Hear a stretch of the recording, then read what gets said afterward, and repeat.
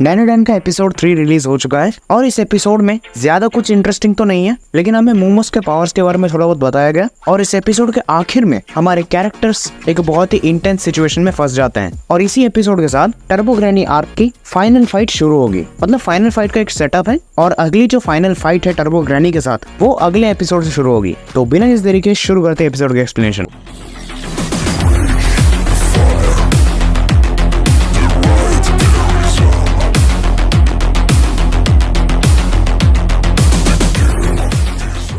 Episode की शुरुआत में हम देखते हैं कि एक जादू टोना टाइप का शो चल रहा है जिसमें एक बुढ़िया जादूगर है, वो सामने बैठे किसी एक्टर की सीक्रेट्स को गेस करने की कोशिश करती है। ओवरऑल शो का पर्पस ही यही था, लेकिन वो जितने भी चीजें गेस करती है उन सभी को वो सामने वाला बंदा मना कर देता है, जिससे शो कैंसिल हो जाता है और वो बुढ़िया अपने घर चले जाती है। यहाँ पर हम देखते हैं पिछले एपिसोड में जैसे अयासे बेहोश हो चुकी थी, अब वो टर्बो ग्रैनी होकर उनके ऊपर कंट्रोल ले चुकी है और वो अयासे को चोट पहुंचाने वाली होती है, लेकिन तभी वही बुढ़िया आके उसे बचा लेती है और हमें यहाँ पर पता चलता है कि वो बुढ़िया और कोई नहीं बल्कि अयासे की ही ग्रैंड मदर है। अब तुम लोग मुझे बताओ ये किस एंगल से ग्रैंड मदर लग रही है? आई मीन इसे देखने के बाद मेरा पहला इंप्रेशन है yes. फिर काम खत्म होने के बाद मुझे इसके एज का ख्याल आया और मुझे बिल्कुल बुरा नहीं लगा।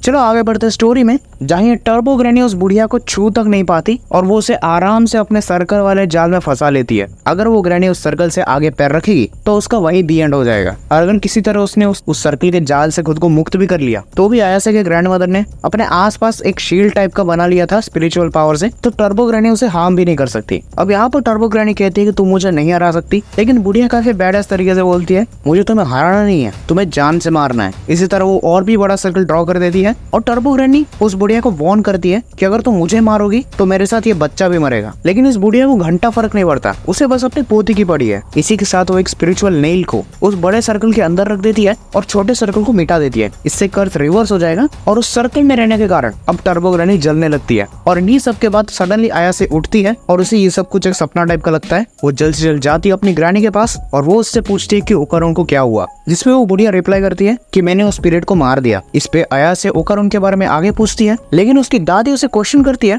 कि तुम लोग आखिर उस खतरनाक से टनल में गए क्यों, जिसपे वो पूरी कहानी बताती है और उस बुढ़िया से माफी भी मांगती है और वो आगे ओकारोन के बारे में पूछने लगती है, जिसपे ये बुढ़िया अयासे के मस्त मजे ले रही थी। वो उसे चिढ़ाने लगती है तुम तो मेरी बातों में विश्वास नहीं करती ना, भूत तो एग्जिस्ट ही नहीं करते। तो यहाँ पर एक्चुअली अयासे ओकारोन को लेके सीरियस थी, तो वो वहीं पर जेन्युइनली माफी मांग लेती है कि अयासे को उसकी दादी पे डाउट नहीं करना चाहिए था वगैरह वगैरह, जिसपे उसकी दादी मान जाती है और उसे कहती है कि जाके मेन श्राइन के पास देख लो। यहीं पर अयासे भागती हुई जाती है क्योंकि उसे ओकारोन की चिंता हो रही थी और वो श्राइन खोल के देखती है तो उसे पता चलता है कि ओकारोन एकदम सेफ है और वो कुछ राइस बॉल्स खा रहा है। इसी बात पे वो गुस्से में वो दरवाजा उसके मुंह पे दे मारती है, लेकिन उसे एक्चुअल में खुशी हो रही थी कि ओकारोन जिंदा है। द रीजन इज कि ओकारोन काफी मासूम टाइप का बंदा था और उसकी रिस्पॉन्सिबिलिटी वो खुद पे ले रही थी। अब यहीं पर उसकी दादी आती है और वो बुढ़िया उसे कुछ ज्यादा ही चिढ़ाने लगती है अबाउट हर रिलेशनशिप विद ओकारोन। यहाँ पर अयासे ओकारोन की सिचुएशन समझाती है कि उस टर्बो ग्रैंड ने उसका लंड खा लिया है और उसे वापस लाना है, और क्योंकि ये सब अयासे की वजह से ही हुआ है तो वो उसकी रिस्पॉन्सिबिलिटी लेने को तैयार थी। यहाँ पर अयासे अपने साइकिक पावर्स के बारे में भी बताती है और अब हम यहाँ पर इस बुढ़िया के मुंह से सुनते हैं टर्बो ग्रैनी की इन्फॉर्मेशन। तो टर्बो ग्रैनी को लोग 100 किलोमीटर ग्रैनी भी कहते हैं क्योंकि वो 100 किलोमीटर पर आवर की स्पीड से दौड़ सकती है और अपने इसी स्पीड और भूतिया अटैक से उसने पूरे सिटी में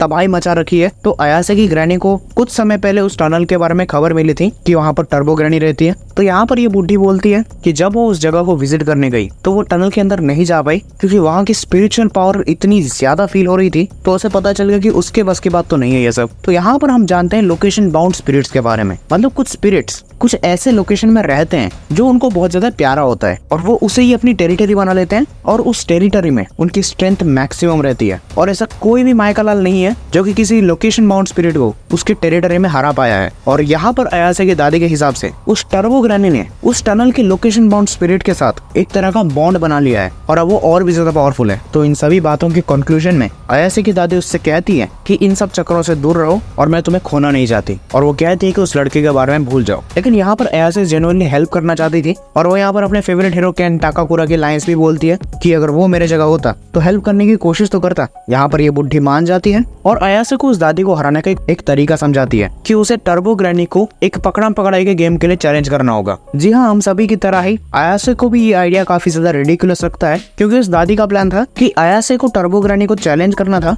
पकड़म पकड़ाई के गेम के लिए, लेकिन इसी खेल में फंसा के उसे टर्बो ग्रैनी को उसकी टेरिटरी से बाहर निकालना था। मतलब टर्बो ग्रैनी को भगाते भगाते उनको उसे पूरे शहर से ही बाहर निकालना था, तब जाके वो टर्बो ग्रैनी को हरा सकते थे, क्योंकि पूरा शहर ही टर्बो ग्रैनी का टेरिटरी था। जिसपे आया से साफ मना कर देती है और वो उस दादी को पूछती है कि तुम वो अपने स्पिरिट वाले सील्स का इस्तेमाल करो ना इसे एक्सरसाइज करने के लिए। जिसपे उसकी दादी रिप्लाई करती है कि उसकी पावर भी इसी सिटी के गॉड्स के साथ लिमिटेड है। मतलब उसकी दादी जिन देवताओं की पूजा करती है और उनकी पावर्स लेती है ताकि वो स्पिरिट्स को एक्सरसाइज कर पाए, उनकी पावर्स भी इसी टेरिटरी के अंदर लिमिटेड है। इस सिटी के बाहर जाते ही वो पावर्स किसी काम के नहीं है। अब यहाँ पर उसकी दादी कहती है कि तुम्हें और तेज भागना सीखना होगा, जिसपे आया से साफ मना कर देती है। लेकिन यहाँ पर ये बुढ़ी आयासे से बात नहीं कर रही थी, वो बात कर रही थी ओकारोन के बारे में, क्योंकि ओकारोन के पास टर्बो ग्रैनी की स्पीड थी तो वो उसे चैलेंज कर सकता था। अब यहीं पर आयासे कहती है ओकारोन के पास बिल्कुल स्टैमिना नहीं है, वो एक नर्ड टाइप का बंदा है एंड इवन ओकारोन सिर्फ 2 बार अपने टर्बो ग्रैनी फॉर्म को अनलॉक कर सकता है और अगर वो भागेगा तो आयासे उसे ढंग से कंट्रोल नहीं कर पाएगी। तो आयासे की दादी यहाँ पर दोनों को रिकमेंड करती है कि ओकारोन को अपनी फिजिकल स्ट्रेंथ को और ज्यादा बढ़ाना पड़ेगा और आयासे को अपने साइकिक पावर्स के ऊपर कंट्रोल स्ट्रॉन्ग करना पड़ेगा। तो यहाँ पर वो ओकारोन को ट्रेनिंग शुरू करने में कह देती है कि 1000 पुशअप मारो, 100 किलोमीटर दौड़ो, वही साइतामा टाइप की, और आयासे की ट्रेनिंग कल से शुरू होगी। तो यहाँ पर ओकारोन आयासे से माफी मांगता है, क्योंकि जब वो उस एलियन से लड़ रहा था तो वो सिर्फ खुद के बारे में सोच रहा था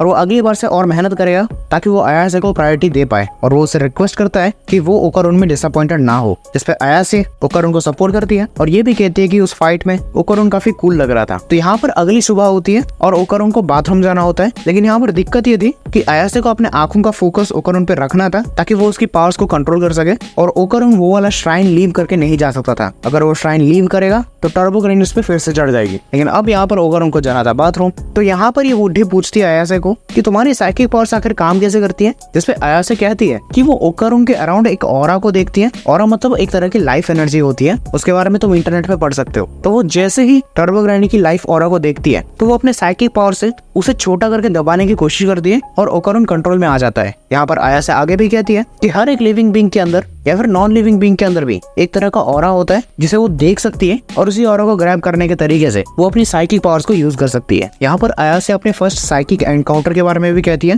कि जब उसे पहली बार वो साइकिक पावर्स मिली तब तो उसकी पावर फुल पोटेंशियल पे चल रही थी, लाइक उसे कोई छू भी नहीं सकता था। यहाँ पर आयासे की दादी कहती है कि जरा आंख बंद करके उसके पावर को कंट्रोल करने की कोशिश करो, जिसपे आयासे कहती है ऐसा नामुमकिन है। लेकिन वो दादी कहती है ऐसा इसलिए है क्योंकि तुम अपने आंखों के ऊपर कुछ ज्यादा ही निर्भर हो, एक बार कोशिश तो करो। जिसपे आयासे कोशिश तो करती है लेकिन बुरी तरह फेल हो जाती है। यहाँ ओकारोन अपना कंट्रोल खोने लगता है और वो उनके बाथरूम की ओर दौड़ने लगता है, जिसपे आयासे तो ऐसा नहीं चाहती थी कि वो उसका बाथरूम यूज करे और अब इन तीनों के बीच में पकड़म पकड़ाई चालू हो जाती है। लेकिन अल्टीमेटली इन सभी लड़ाई झगड़ों में से ओकारोन के पास और कोई चारा नहीं बचता और उसे आयासे के सामने ही अपनी इज्जत लुटानी पड़ती है। तो यहाँ पर आयासे की दादी उससे कहती है कि तुम्हारी जो पावर्स है तो वो पहली बार में शायद तुम्हारी एक्चुअल पावर्स थी और किसी कारण तुम उसे फुल्ली बाहर नहीं ला पा रही हो। और यहाँ पर वो उसे सजेस्ट करती है कि ओकारोन और तुम और ज्यादा ट्रेनिंग करो, अभी बहुत ज्यादा टाइम बचा है, क्योंकि टर्बो ग्रैनी को वो कभी भी चैलेंज कर सकते थे, ऐसा कोई लिमिटेड टाइम नहीं था। लेकिन यहीं पर आता है एक ट्विस्ट। आयासे देखते हैं टर्बो ग्रैनी ओकारोन से बाहर आ चुकी है और उसके अराउंड टाइम फ्रीज हो चुका है और वो देखती है कि उसके दादी के नाक से खून निकल रहा है। और यहाँ टर्बो ग्रैनी आयासे से काफी क्रीपी वे में पूछती है,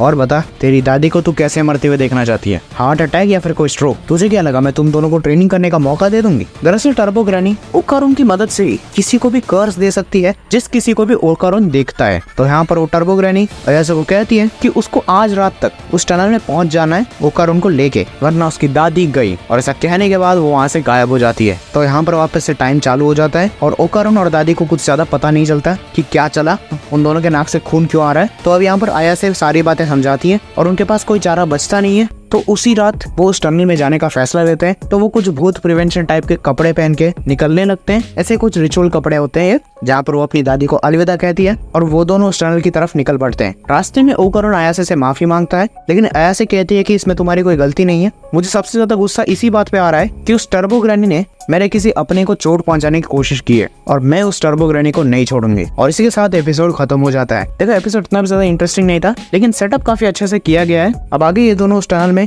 टर्बो ग्रैनी से अपना फाइनल एनकाउंटर करेंगे। एंड एज अ मांगा रीडर मैं बताना चाहता हूँ कि यार वो रेस और चेज काफी ज्यादा बढ़िया होने वाला है। तो इसी के साथ आज की इस वीडियो को समाप्त करते हैं। आज के लिए इतना ही। मैं मिलता हूं तुमको किसी और वीडियो में, तब तक के लिए गुड बाय।